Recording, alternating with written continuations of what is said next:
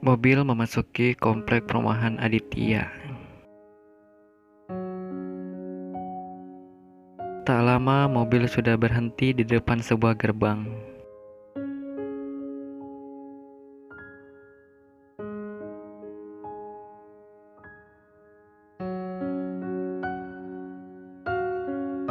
Aji penjaga rumah buru-buru membuka gerbang saat melihat mobil Aditya. Mobil masuk garasi. Dilihatnya Johan yang mengendarai mobil. Merasa bingung karena tadi Aditya membawa mobilnya sendiri. Tapi sekarang malah Johan yang duduk di belakang kemudi.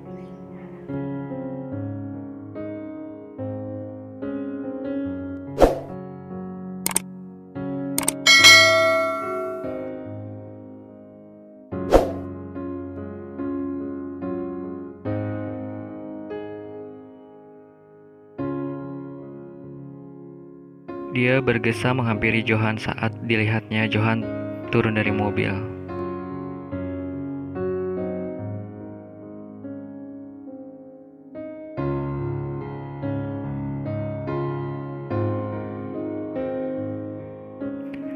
"Pak, Ibu pergi," bisik Aji di telinga Johan, sangat pelan dan hati-hati.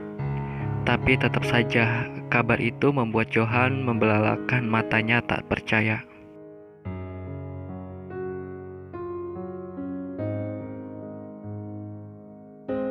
"Bagaimana bisa?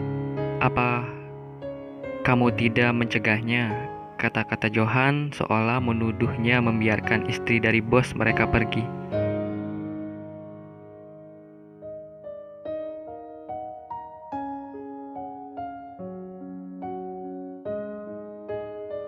"Sudah saya cegah, Pak, tapi ibu tetap pergi," sambil membawa tas besar. Aji teringat kembali saat dia mencegah Rianti pergi.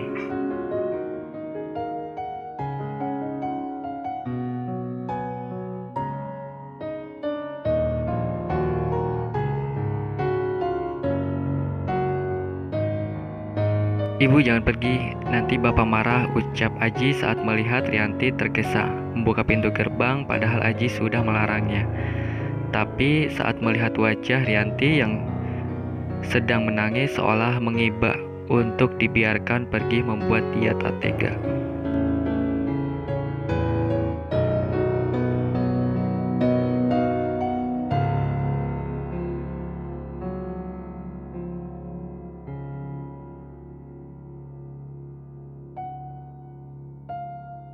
"Sejak kapan?" pertanyaan Johan membuyarkan pikiran Aji.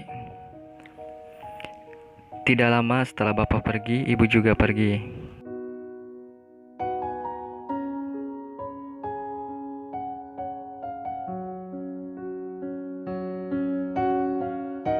Rahang Johan mengeras. "Apa yang ibu katakan?" tanya Johan menatap tajam Aji.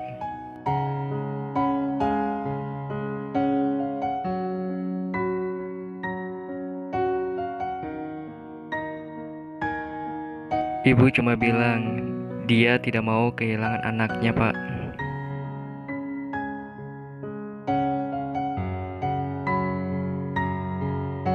Obrolan mereka terhenti ketika melihat pergerakan Aditya di jok mobil.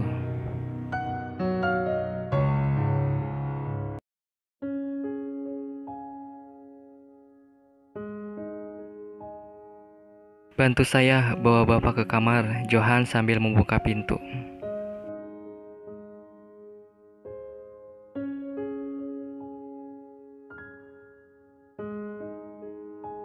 Aji hanya mengangguk bingung, tidak tahu apa yang terjadi dengan majikannya itu. Dia memang tidak mendengar sama sekali pertengkaran kedua majikannya di dalam rumah, karena pos tempat dia berjaga memang lumayan jauh dari rumah utama.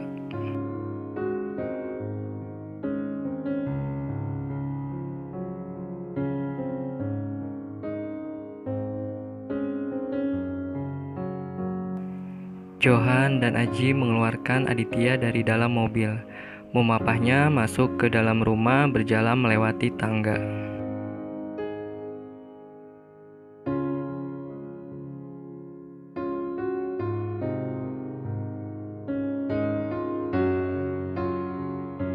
Saat sampai di atas, mata Johan terhenti pada sebuah pintu yang rusak. Berhenti untuk beberapa saat sebelum melanjutkan membawa Aditya ke kamar.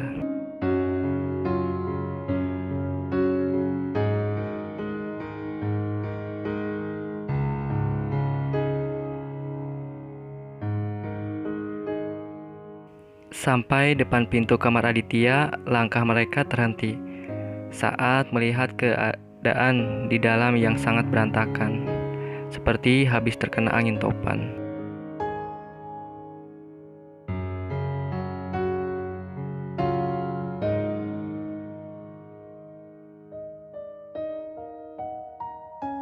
Johan menarik napas panjang, entah apa yang dipikirkannya.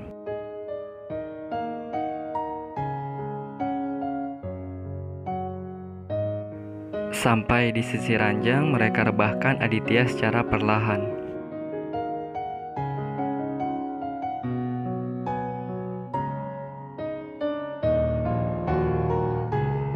"Ini rumah kenapa?" tanya Aji mengeluarkan rasa penasaran yang sejak tadi disimpannya.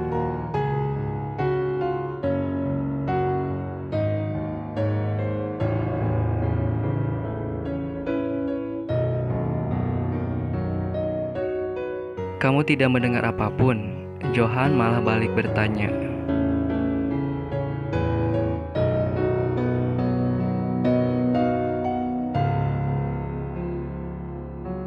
"Tidak, Pak. Pos saya kan jauh," jawab Aji.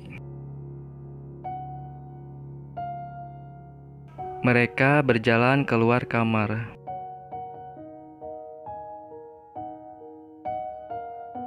Johan memasuki kamar tamu, memeriksa pintu yang tadi dihancurkan oleh Aditya. Melihat ke dalam kamar, dan tempat itu pun sama berantakannya dengan kamar Aditya.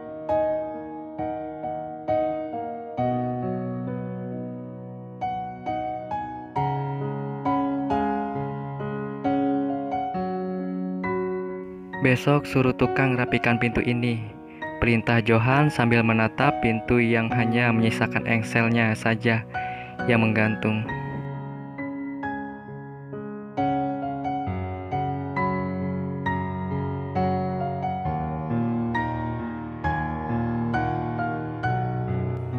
"Rianti," lagi-lagi obrolan mereka terhenti ketika mendengar suara Aditya.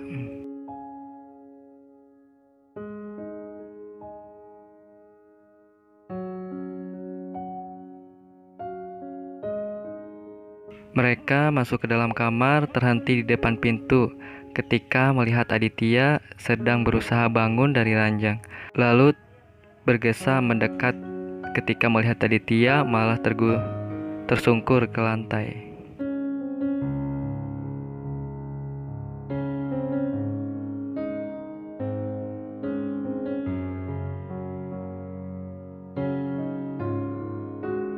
"Mari Pak, saya bantu," ucap Johan mendekati dan berusaha menggapai Aditya.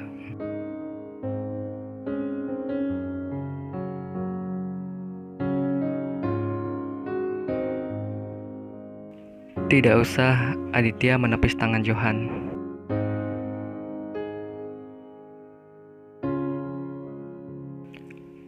"Panggil Rianti," kata Aditya kemudian. "Kenapa kamu masih di situ? Tidak dengar aku bicara apa tadi?" bentak Aditya saat melihat Johan masih di tempatnya berdiri tidak bergerak sama sekali.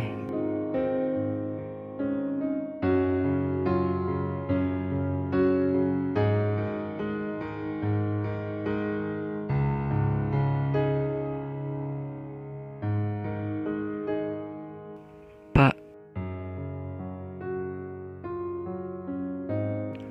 "Sudah, tidak usah, biarkan dia tidur," Aditya memotong perkataan Johan. Dia mengira Rianti tidur di kamar tamu.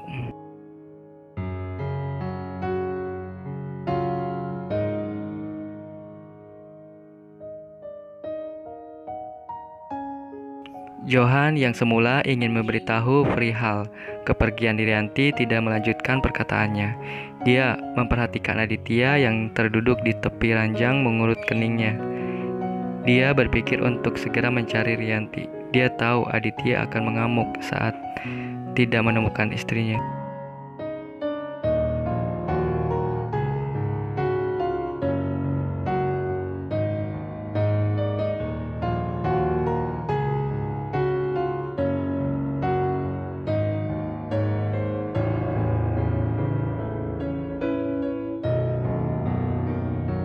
Han, ambilkan saya minum, kata Aditya sambil memegangi kepalanya yang pusing.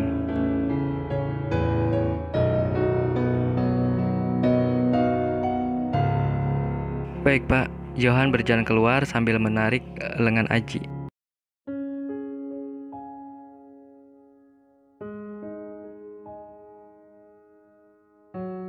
Kita harus segera mencari Ibu Ji, kata Johan ketika sedang berada di dapur.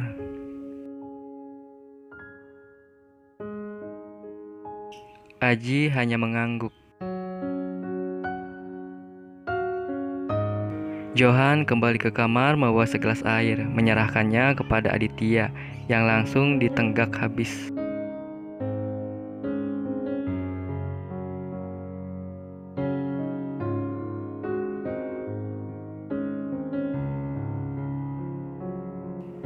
Han, tolong rapikan kamar ini. Saya telah membuatnya kacau, kata Aditya sambil menyerahkan gelas pada Johan. Matanya berkeliling memperhatikan kamar yang berantakan.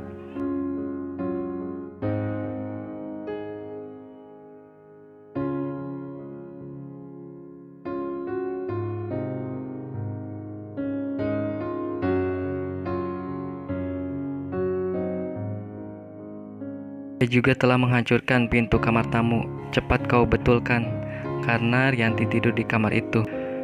Saya mau tidur, saya lelah, lanjut Aditya seraya merebahkan tubuhnya di ranjang.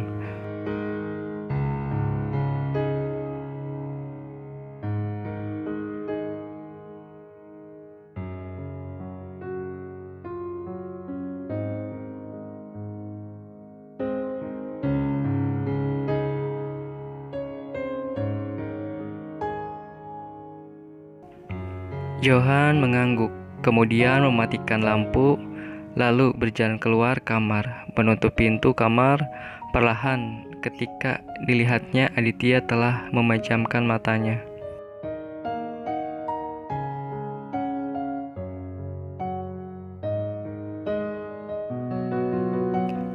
Johan menarik napas panjang. Tidak terbayangkan apa yang akan terjadi. Dia tidak segera menemukan Rianti dan membawanya kembali.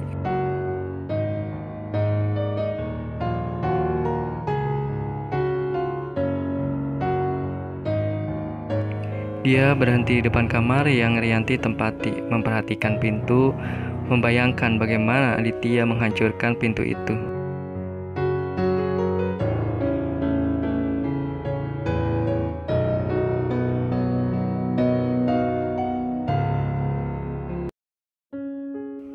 Tidak bisakah kau seperti dulu, Pak? Gumam Johan. Dia kasihan pada Aditya, juga merasa kasihan pada Rianti yang mungkin sudah benar-benar sakit hati dengan Aditya. Rianti itu pasti kecewa karena dituduh selingkuh oleh suaminya sendiri. Wanita mana yang tidak sakit hati mendengar tuduhan yang tidak pernah dilakukannya?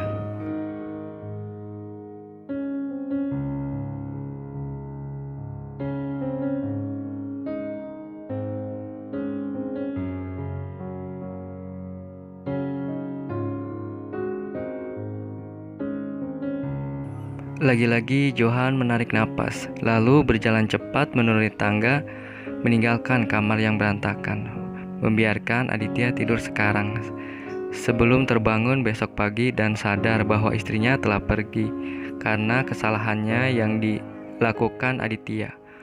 Aditya sekarang sangat jauh berbeda dengan Aditya yang dulu. Kenapa hanya karena wanita seperti Melly, Aditya seperti ini?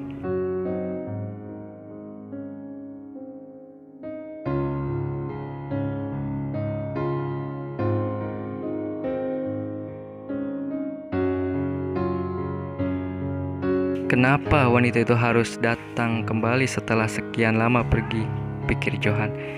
Rianti telah sampai di Bandung. Dia segera mencari rumah Nanda. Masih dengan taksi yang tadi dia naiki dari Jakarta, dia sudah sangat mengantuk.